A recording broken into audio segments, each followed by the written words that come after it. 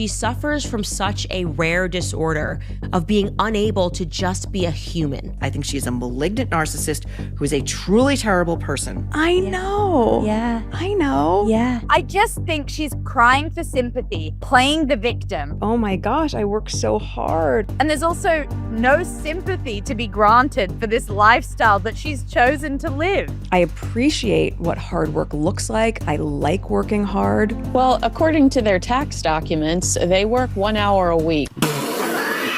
And I love being that busy. Make it end. Make it end. What is this? You're never going to convince anyone that you're authentic. You're right. You're right. Reality is she's a grifter. Fake it till you make it. The Brits are onto you. America's onto you. The world at large is onto you. I'm searching for something to like about her, and it's so hard. It's too much for me. There's only small doses of that podcast I can consume. Meghan, how are you? How are you? I know you always make it about me. What? Everything they do seems so manipulative, calculated, PR motivated, money motivated. Give us like one strip of authenticity. Candace Owens just destroyed Meghan Markle, and it was all because Meghan tried again to show everyone her real side.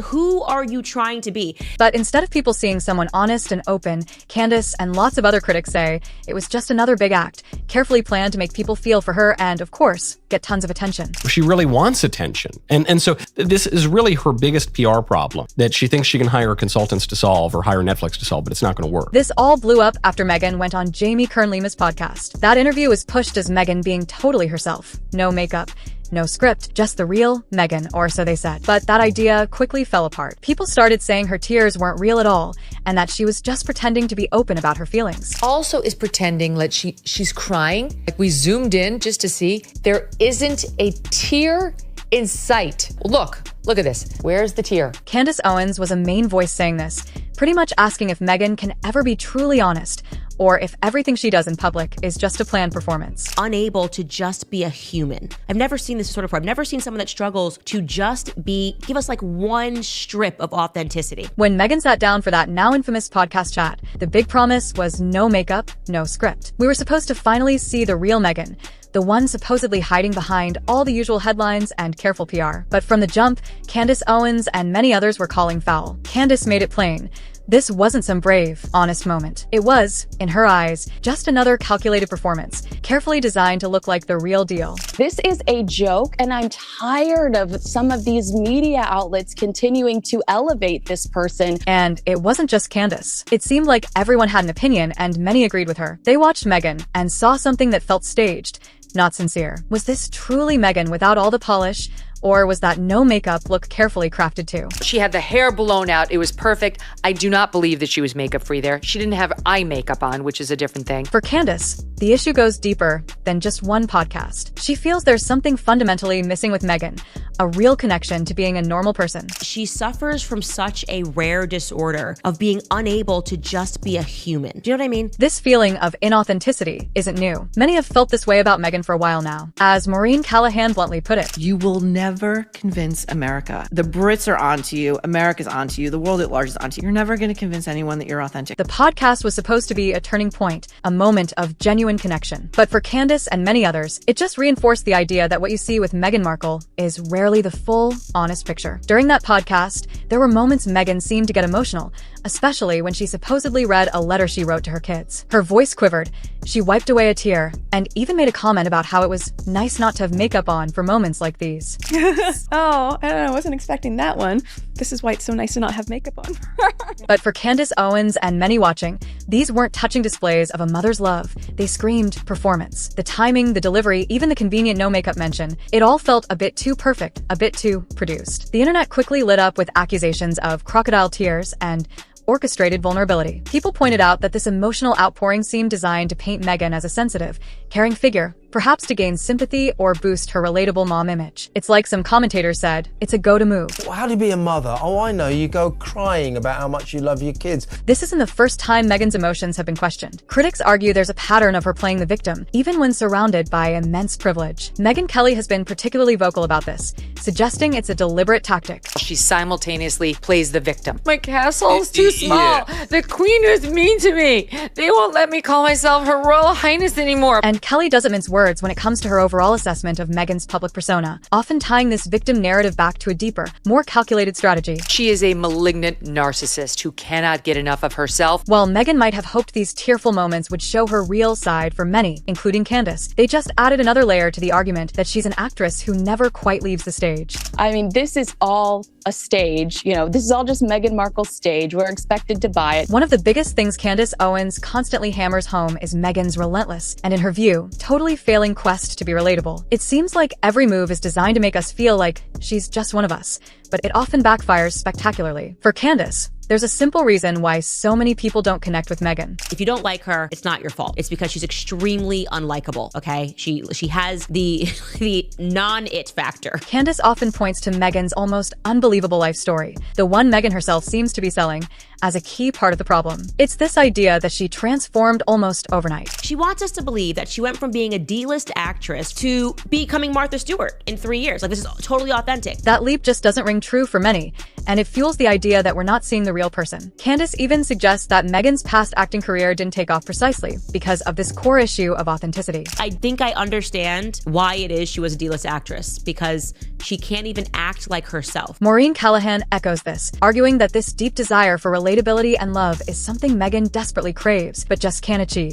The one thing she is dying to sell to us is relatability, and she can't get it across the finish line. Callahan also ties Meghan's current struggles for widespread appeal back to her earlier career, suggesting the seeds of this problem were always there. This is why she was never going to be more than like a D-list actress on a basic cable show. All these attempts at normalcy, whether it's the casual clothes or the no makeup podcast, often come across as just more PR. It's this strange mix. She was an actress, then a princess, now a supposed lifestyle guru and entrepreneur. Michael Knowles summed up this confusing public persona. She's stuck because she was an actress who became a real princess, who wants to be an actress again, but has to continue to pretend to be a real princess. It's this jumble of roles and the perceived lack of genuine feeling behind them that leaves many people, including Candace, feeling like Meghan isn't just unrelatable, but actively trying to pull a fast one. A big part of the Meghan Markle narrative, and something Candace Owens often zeroes in on, is this image of the super busy, incredibly hardworking entrepreneur, mom, wife, and global philanthropist. Meghan often talks about her packed schedule, managing product launches for her lifestyle brand,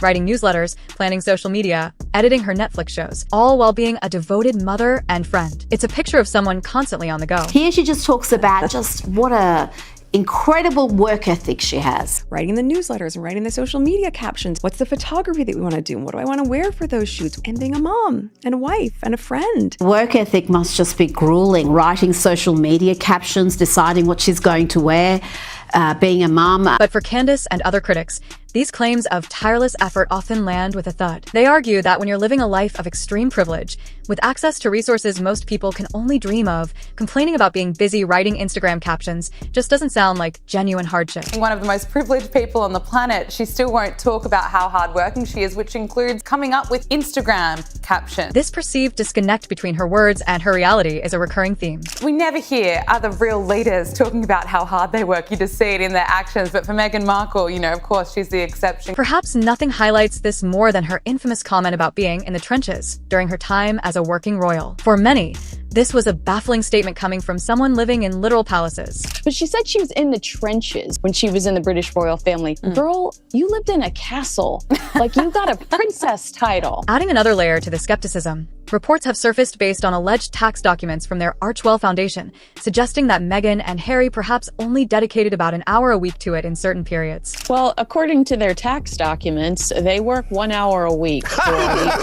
While the specifics are debated, these reports definitely don't help the working incredibly hard image. For critics like Candace, it all feeds into the idea that Meghan's version of hard work is a world away from what ordinary people experience, making her complaints sound tone-deaf and, once again, inauthentic. Beyond the questions of personality and hard work, Candace Owens and other critics point to a trail of what they call professional failures and questionable business dealings. It's one thing to talk a big game, but the results, they say, just aren't there. Take the much-hyped Spotify deal, reportedly worth a cool $20 million. When she first did her Spotify series, and I think that deal was $25 million, Spotify lived to regret it immediately. It was supposed to produce a series of uplifting podcasts, but the main series that actually came out of it, Candace Owens absolutely slated it. It was breathy. It was awful. I listened to one episode. It was just scripted nonsense. It was like, what are you doing? The critics weren't kind either, often calling it self-indulgent and over-rehearsed. Eventually, the multi-million-dollar dream seemed to fizzle out. Spotify, I think, ended up canceling the rest of their deal. There was no use. There was no money in it. The reason it's failing is because it was just a horribly dull show. Then there's her foray into Netflix lifestyle programming. Her show, reportedly focused on cooking and hosting, was met with brutal reviews, with many critics calling it an ego trip and completely out of touch. The audience scores tanked, and it seemed like another grand venture that failed to connect. This pattern has led some, like Kinsey Schofield, to directly challenge her image as a successful businesswoman. She is shameless and she is exhausting. You are not a successful female entrepreneur. These perceived failures have fueled even more serious accusations. I can list more fails on both of my hands. Where's American Riviera Orchard? What happened to Spotify? Some commentators have gone as far as to label Meghan a grifter, especially with reports surfacing about her now-defunct lifestyle brand, American Riviera Orchard, or its earlier iterations like As Ever, allegedly selling products it didn't have and leaving customers waiting for refunds. You sold inventory that you didn't have on asever.com. People are still waiting for their refunds, when the reality is she's a grifter. For critics like Candace Owens and Megyn Kelly, these business troubles and grifter accusations tie into a larger narrative about Meghan's alleged motives from the very beginning, that her marriage into the royal family was a calculated move for status and financial gain. I'm over it. She's not important. She married for money. It's very clear she bagged the elephant. She was thrilled she became a, quote, princess. Why do we have to be nice for a woman who clearly went over to get herself a prince, to bring him back, to give her access to this lifestyle that she would have never had? Kinsey Schofield also suggests that Meghan's actions, particularly shilling products, are a far cry from the traditional image of royalty and reveal her true intentions. This makes her look greedy and shallow, and I think she's showing us exactly who she is and what her ultimate objective was all along. So, from Spotify to Netflix to her own brand ventures, the story painted by Candace and others is one of overpromise, underdelivery, and a constant whiff of something not quite right. It wasn't just Meghan Markle who faced the heat after that podcast interview. The host, Jamie Kern-Lima, also got her share of criticism. Are you in love now more than ever? More than... Are you in love? How happy and beautiful is your husband?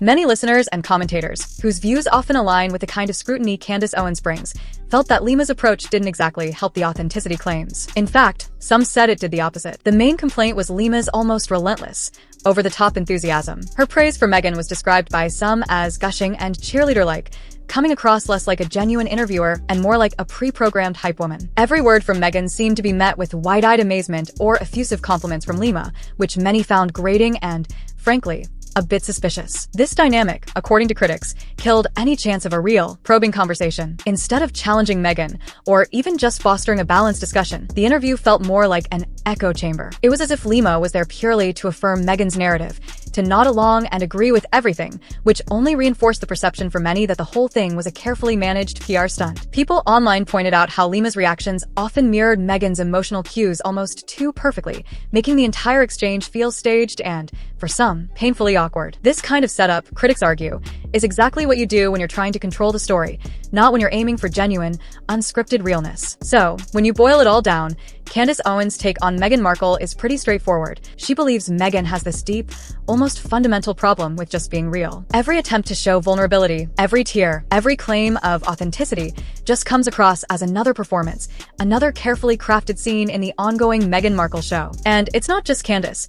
A huge number of people look at those real tears and carefully worded vulnerable moments and see them as purely calculated PR moves, designed for maximum impact and sympathy, not genuine emotion. It really makes you think about the whole game of celebrity in this day and age. There's this constant pressure to create and maintain a perfect image, but at the same time, people are craving something, anything, that feels genuinely real. When those two things clash, when a curated image feels completely fake, the backlash can be intense, as Meghan has clearly experienced. It's almost like a cautionary tale. The harder you try to sell authenticity, the more people might doubt you have any to begin with, which leaves us with a big question, and honestly, it's one that only time might answer. Can Meghan Markle ever actually break free from this cycle of perceived inauthenticity? Is she trapped by the image she's created? Or is there a way for her to genuinely connect with people and convince them she's not just playing a part? What would it even take for the public, especially critics like Candace Owens, to finally believe her? Let me know what you guys think down in the comments.